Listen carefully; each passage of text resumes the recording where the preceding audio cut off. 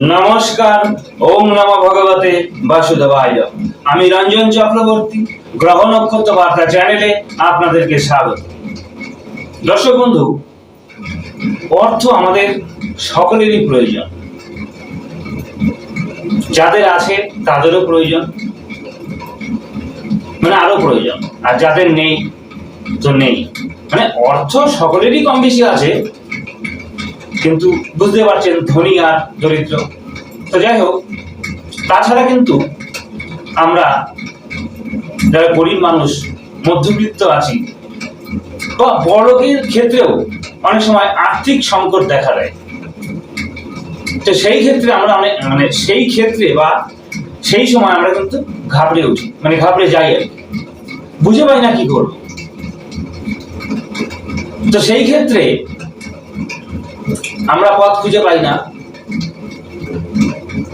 কিন্তু ওই মত অবস্থায় যদি আমরা কিছু ধর্মকে সাপোর্ট করে বৈদিক শাস্ত্র মতে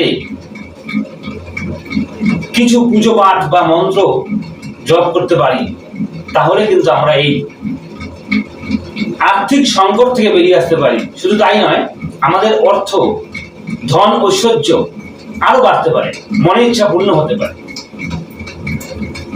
তো সেই নিয়ে আজ আমি বলবো, আপনারা শুনুন মন দিয়ে। আপনারা সকলেই জানেন, আগামী 27শে বৈশাখ, 10ই মে অক্ষয় তৃতীয়া। তো অক্ষয় তৃতীয়ার মাহাত্ম্য আপনারা কিন্তু সকলেই জানেন। অক্ষয়, যা করবেন অক্ষয় হবে। এই দিনে নেটাল চার্টে অর্থাৎ রাশি চক্রে রবি আর চন্দ্র একই সঙ্গে তুঙ্গস্থ হয়। অর্থাৎ রবি মেষ রাশিতে আছে, মেষ রাশিতে রবি তুঙ্গস্থ হয়, আর চন্দ্র বিষদে তুঙ্গস্থ হয়। তো রবি চন্দ্র একত্রে পাশাপাশি থেকে তুঙ্গস্থ হয়, তার একটা বিশেষ গুণ আছে। শুধু তাই নয়, মা লক্ষ্মীর বিশেষ কৃপা থাকে এই দিনে।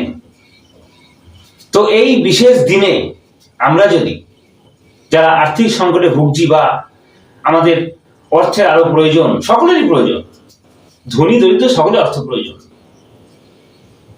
আর্থিক সংকটে যখন আমরা পড়ি, আমরা দিশা পাই না, সমস্ত দরজা বন্ধ হয়ে যায়, হেল্পও পাই না, কেউ সাহায্যও করে না, পথ খুঁজে পাই না, কি করব। কিন্তু এই বিশেষ দিন থেকে, অর্থাৎ এই অক্ষয় তৃতীয়ার দিন থেকে আমরা যদি এই বিশেষ একটি মন্ত্র জপ করি, পুজো পাঠ এবং জপ করতে পারি, তাহলে কিন্তু আমাদের আর্থিক সংকট দূর হতে পারে, হবেই, এবং আমরা অর্থকে লাভও করতে পারি। অর্থ, ধন, ঐশ্বর্য আর কি, কর্মপ্রাপ্তি ইত্যাদি ইত্যাদি। আমরা যে কর্মই করি না কেন, সেটা ডেভেলপ হবে। সেই মন্ত্রটি আমি পরে বলছি। তো এই বিশেষ মন্ত্রটি কিন্তু আপনারা অবশ্যই করবেন। তো দর্শক বন্ধু, এই বিশেষ মন্ত্রটি অক্ষয় তৃতীয়ার দিন থেকে শুরু করে 1 মাস যাবত এই মন্ত্রটি জপ করতে হয়। অথবা এই মন্ত্রটি, ভালো করে মন দিয়ে শুনবেন দর্শক বন্ধু, এই মন্ত্রটি শুধুমাত্র অক্ষয় তৃতীয়ার দিনই যদি 1008 বার জপ করা যায়, হয়তো অনেকে প্রতিদিন পারবেন না, কিন্তু দর্শক বন্ধু একটু কষ্ট করতে হবে। একটু কষ্ট না করলে কিন্তু কেষ্ট মেলে না। সমস্যা থেকে বেরিয়ে আসতে গেলে একটু কষ্ট করতে হবে। তাই বলছি, প্রত্যহ 108 বার এই মন্ত্রটি জপ করলে গ্যারান্টি হবেই আর্থিক লাভ, সমস্যা দূর হয়ে যাবে। এই অক্ষয় তৃতীয়ার দিন থেকে শুরু করে 1 মাস কিভাবে করতে হবে আমি বলছি।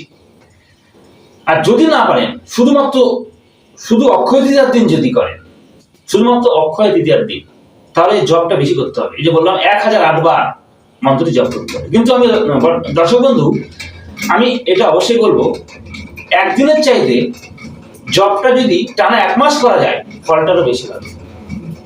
কি করতে হবে? এই অক্ষয় তৃতীয়ার দিন শুদ্ধাচারে স্নান সেরে আমাদের প্রত্যেক গৃহে, বাঙালির প্রত্যেক গৃহে মা লক্ষ্মীর আসন আছে। ওই মা লক্ষ্মীর আসনে মা লক্ষ্মীর ছবি থাকুক, মূর্তি থাকুক, যাই থাকুক না কেন, ছবির সামনে ধূপ দীপ জ্বালিয়ে প্রথমে পুজো দেবেন, ফল মিষ্টি ইত্যাদি দিয়ে পুজো দেবেন। একটা বিশেষ দিন অক্ষয় তৃতীয়া, পুজো দিয়ে প্রার্থনা করবেন, ঘিয়ের প্রদীপ দেবেন, ধূপ ধূনো অবশ্যই জ্বালাবেন, ধূপ ধুনো প্রদীপ ঘিয়ের প্রদীপ অবশ্যই জ্বালাতে হবে। পুজো হয়ে গেলে তারপরে এই বিশেষ মন্ত্রটি 108 বার করে জপ, মানে 108 বার জপ করবেন এই অক্ষয় তৃতীয়ার দিন। এই দিন থেকে শুরু করে টানা 1 মাস একইভাবে মা লক্ষ্মীর সামনে ধূপ দীপ জ্বালিয়ে একটু কষ্ট করে জপটা করতে হবে। যারা পারছেন না একদিনই করবেন, তাতেও রেজাল্ট হবে। আবার বলছি, প্রত্যহ করলে কাজ বেশি হবে, আর একদিন করলে একটু বেশি করে করবেন। এই অক্ষয় তৃতীয়ার দিনে 1008 বার জপের সংখ্যা ঠিক রাখতে হবে, ভুল যেন না হয়। যারা দীক্ষা নিয়েছেন তারা জানেন জপ করতে হয় কিভাবে, সংখ্যা ঠিক রাখতে হবে। সেটি আমি ধীরে ধীরে বলবো। এবার তার আগে জপের পদ্ধতি একটু বলি। মালাতে জপ করা যেতে পারে, রুদ্রাক্ষের মালায় বা পরে জপ করা যেতে পারে। অনেকের তুলসীর মালা আছে, তাতেও জপ করা যেতে পারে। জপ করতে হবে। পুজো করে আসনে বসে স্ট্রেট হয়ে মেরুদণ্ড সোজা করে চোখ বন্ধ করে এই মন্ত্রটি, আমি দেখাচ্ছি মন্ত্রটি, এই মন্ত্রটি 108 বার জপ করবেন। এই দিন থেকে শুরু করে টানা 1 মাস, অথবা এই দিন 1008 বার জপ করবেন। যারা পরে জপ করবেন বুকে হাত দিয়ে, মালাতেও বুকে হাত দিয়ে। যারা নতুন পারছেন না, জপ করার পদ্ধতি জানেন না, তারা শিখে নেবেন যারা দীক্ষিত আছে। তাছাড়া আমি একবার দেখিয়ে দিচ্ছি, মানে একবার তো বললাম, আবার দেখাই। রুদ্রাক্ষের মালায়, তুলসীর মালায় বা হাতে, যাতেই জপ করুন না কেন, বুকে মালা বা হাতটা বুকে নিতে হবে। বুকে নিয়ে জপটা শুরু করতে হবে। সোজা হয়ে বসে, জোড়াসন হয়ে বসে বা পদ্মাসনে বসে সোজা হয়ে হৃদয় অর্থাৎ বুকে হাত দিয়ে পরে জপ অথবা রুদ্রাক্ষ মালা বা তুলসী মালা জপ করা যেতে পারে। চোখটা বন্ধ করে মা লক্ষ্মী মূর্তি কল্পনা করে জপটা আরম্ভ করবেন বুকে হাত দিয়ে। আমি মালাটা তো জানিনি, 108টা মালা থাকে, একটা একটা করে করতে হয়। আর হাতেরটা কিভাবে করতে আমি দেখিয়ে দিচ্ছি। দেখুন, বুড়ো আঙুলটা এই আঙুলের এখান থেকে শুরু করতে, মানে বুড়ো আঙুলটা এই আঙুলের অর্থাৎ বৃদ্ধাঙ্গুলটা অনামিকা নিয়ে যাবেন। এটা বৃদ্ধাঙ্গুল, মানে বৃদ্ধাঙ্গুলি, এটা তর্জনী মধ্যমা অনামিকা। তো এই বৃদ্ধাঙ্গুল অনামিকা আঙুলের এইখানটা নিয়ে যাবেন, নিয়ে এইখান থেকে স্টার্ট করবেন, কলের মধ্যে নয়, গ্যাপে। তো এখান থেকে স্টার্ট করে, মানে এখান থেকে শুরু করে আর কি, মানে এখান থেকে শুরু করবেন। এক কথায় এখান থেকে জবটা শুরু করবেন। এই যে দেখুন, ভালো করে দেখুন, এই যে 1 2 3 4 5 6 7 8 9 10, এইভাবে 10 বার। একবারে 10 বার হয়, তাহলে 10 10 কে 100, আর 8 108।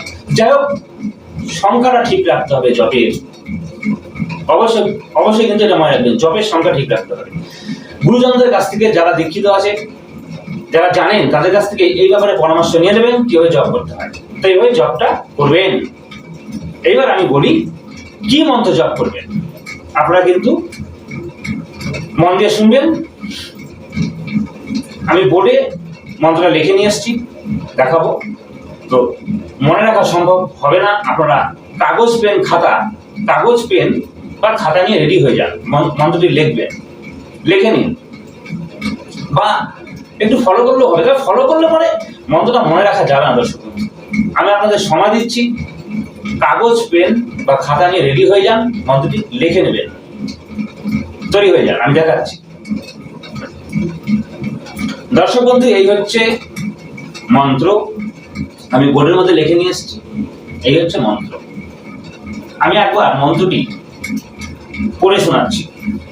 এই মন্ত্রটি জপ করতে হবে বুকে, মালা বা আঙুলে। আপনারা লিখতে পারেন, লিখুন। তার আগে একবার সামনে নিয়ে যাই, ভালো করে দেখুন। আমি সময় দিচ্ছি, আপনারা কিন্তু লিখে নিন মন্ত্রটি। একবার আমি বলে দিচ্ছি, লিখুন, রানিং এ লিখুন। আপনারা আবার বলছি, আপনারা রানিং এ লিখবেন, দেরি করবেন না। জপ লিখে নিন। এবার আমি মন্ত্রটি এখন পড়ে শোনাচ্ছি। দেখুন দর্শক বন্ধু, মা লক্ষ্মীর বীজ মন্ত্র শ্রীং সেটি আছে এখানে। দেখুন মন্ত্রের আগে কি আছে? ওম শ্রীং শ্রীং শ্রীং, তিনবার আছে। তাহলে কি হলো? ওম শ্রীং শ্রীং শ্রীং কমলে কমলায়ে প্রসীদ প্রসীদ, দুবার আছে। প্রসীদ প্রসীদ শ্রীং, আবার সেই বীজ মন্ত্র শ্রীং। ওম মহালক্ষ্মী নমঃ, 108 বার কিন্তু, অথবা 1008 বার। দেখে নিন, মহালক্ষ্মী নমঃ বানানটা দেখে নিন। আমি আরেকবার কাছে নিয়ে যাচ্ছি, দেখে নিন। মন্ত্রটি লিখে নিন এবং কয়েকবার প্র্যাকটিস করবেন, তাহলে হয়ে যাবে। এখনো সময় আছে, বাড়িতে কয়েকবার প্র্যাকটিস করবেন, তারপরে অক্ষয় তৃতীয়ার দিন থেকে শুরু করবেন। একবার করে দেখুন দর্শক বন্ধু, তাহলে আপনারা আশা করি মন্ত্রটি লিখতে পেরেছেন। এবার আমি লিখে দিচ্ছি। তো দর্শক বন্ধু, এই মন্ত্রটি দারুণ, খুব পাওয়ারফুল মন্ত্র। বৃক্ষ তোমার নাম কি ফলে পরিচয়, করে দেখুন। 1 মাস পর আমাকে জানাবেন। করতে হয় 108 বার করে, এইভাবে জপ করুন। যদি আর্থিক সংকট দূর না হয় বা অর্থ না আসে, ধনশীল না আসে, আপনার ব্যবসা ফুলে ভেবে উঠবে। চারিদিক থেকে পথ ফুলে যাবে, অর্থ আসবে। মানে বলতে যাচ্ছি, চারিদিক থেকে অর্থ আসবে। প্রথমে যে বাধা ছিল সে বাধা থাকবে না, রাস্তা খুলে যাবে, অর্থ অর্থ চারিদিক থেকে আসবে, অপার আর অপার। কর্মের উন্নতি, চাকরি প্রাপ্তি, ব্যবসায় সফলতা, থেমে থাকা ব্যবসায় উন্নতি হতে পারে। লোন পাবেন, টাকা অফার করবে, বললাম তো চারিদিক থেকে আপনি সুযোগ পাবেন। মানে যে দিনগুলো ছিল সেই দিনগুলো আর আসবে না। তবে জবটা কন্টিনিউয়াস চালিয়ে যাবেন, 1 মাসের পরেও করা যেতে পারে। দারুণ মন্ত্র। মা লক্ষ্মী আমাদের অর্থের দেবী, উনি অল্পেই সন্তুষ্ট হন, কিন্তু মন দিয়ে ওনাকে ডাকতে হবে। তো আবার বলছি, চারিদিক থেকে পথ দরজা খুলে যাবে, শুধু অর্থ আর অর্থ, অর্থ আসবে। আপনি বুঝতে পারবেন না কোথা থেকে আসছে। অপার সুযোগ, কর্মপ্রাপ্তি, সফলতা, এক কথায় আর্থিক সংকট দূর হয়ে সফলতা প্রাপ্তি, সমস্ত বাধা দূর হয়ে যাবে। দেখুন আজকালকার দিনে অর্থ ছাড়া কিছু হয় না, আবার অর্থে আবার সবকিছু হয় না। বলতে যাচ্ছি, অর্থ ছাড়া কিচ্ছু হয় না আজকালকার দিনে, কোনো সম্মান নেই আপনার, অর্থ ছাড়া কিচ্ছু হবে না। কিন্তু এই অর্থই আবার অর্থ দিয়েও কিন্তু আবার সবকিছু হয় না। মানুষের প্রাণ ফেরানো যায় না অর্থ দিয়ে, সবকিছু ঈশ্বরের হাত। কিন্তু অর্থের প্রয়োজন আছে, অর্থের প্রয়োজন, আবার অর্থে সবকিছু হয় না। কোটি কোটি টাকা খরচা করেও কিন্তু মানুষের প্রাণ ফেরানো যায় না। শুধু তাই নয়, অনেক কিছু হয় না। অর্থ দিয়ে সম্মান, অর্থই সম্মান, কিন্তু আবার অর্থ সম্মান নয়, সম্মান আলাদা, আবার অর্থই সম্মান। রামকৃষ্ণদেব বলে গেছে না, টাকা মাটি, মাটি টাকা। টাকা কিচ্ছু না, মাটি। আবার মাটি কিন্তু টাকা, চলতে পারবেন না অর্থ ছাড়া, আবার অর্থে সবকিছু হয় না। তো যাই হোক, আমি সবই বললাম, আশা করি আপনারা বুঝতে পেরেছেন। এইভাবে মন্ত্রটি জপ করুন, মা লক্ষ্মীর আরাধনা করুন, পুজো পাঠ করুন, আপনাদের আর্থিক উন্নতি হবেই, অনিবার্য আর্থিক উন্নতি হবে হবে হবে, করুন। তো দর্শক বন্ধু, আমার এই ভিডিওটি যদি আপনাদের ভালো লাগে তাহলে অবশ্যই লাইক করবেন এবং কমেন্ট করবেন, পাশাপাশি সাবস্ক্রাইব করে সঙ্গে থাকবেন, আর পাশে থাকা অল বেল আইকন বেলটি বাজিয়ে দেবেন, তাহলে সমস্ত ভিডিওগুলো আপনারা পাবেন। আমি বিভিন্ন বিষয়ের উপর ভিডিও করি, তো সাবস্ক্রাইব যারা এখনো করতে পারেনি তাদের বলছি আপনারা করুন, আপনারা উপকৃতই হবেন। আমি অনেক ভিডিও দিই বিভিন্ন বিষয় নিয়ে, আপনারা জানানো বলেন, তাই বলছি সাবস্ক্রাইবটা করুন। আর যারা পুরনো আমার সঙ্গে আছেন, বন্ধুরা তারা তো আছেন, আপনাদের সহায়তা আছে বলেই আমি মোটামুটি একটা জায়গায় আসতে পেরেছি। তাছাড়া ঈশ্বরের আশীর্বাদ আছে, আপনাদের আশীর্বাদ তো আছে। ভিডিওগুলো দেখবেন, ভিডিওগুলো দেখার অনুরোধ রইল, আপনারা কিন্তু অবশ্যই দেখবেন। পাশাপাশি এটিও বলবো, যে কোনো সমস্যার জন্য আপনারা কিন্তু আমার সঙ্গে যোগাযোগ করতে পারেন। ভিডিওর নিচে এবং ডেসক্রিপশনে আমার মোবাইল নম্বর দেওয়া আছে, ফোন করে আসবেন। তাছাড়া আমি অনলাইনেও কনসাল্ট করি, বিচার করি, প্রয়োজনে যোগাযোগ করতেই পারেন। তো আজ এই পর্যন্তই, সকলে ভালো থাকবেন, নমস্কার।